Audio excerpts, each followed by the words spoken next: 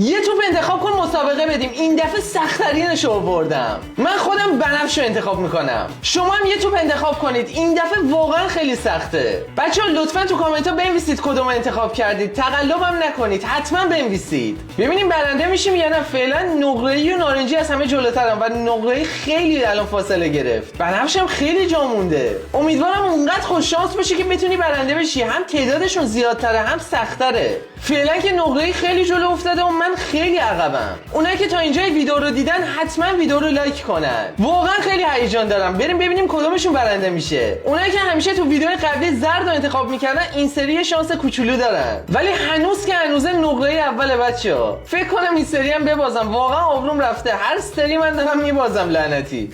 حاجی پشمام زرد و نگاه یهو رفتش جلو. بچه‌ها هنوزم هیچی تموم نشده و ممکنه یه جا گیر کنه. انتخابتون رو تو رو خدا عوض نکنید. ببینیم کیا واقعا میبرن. برو ببینم چیکار میکنی. حاجی بقیه پوشن اصلا بنفش آبی بقیه کجا رفتن؟ یعنی اینقدر عقب موندن؟ خب نارنجی رسید، آبی هم رسید، بنفش هم رسید. فعلا نفر چهارمه. بابا برو جون مادرت برو جلوی دیگه خسته شدم. رسیدم به این سولاخیه. همه توپا رسیدن.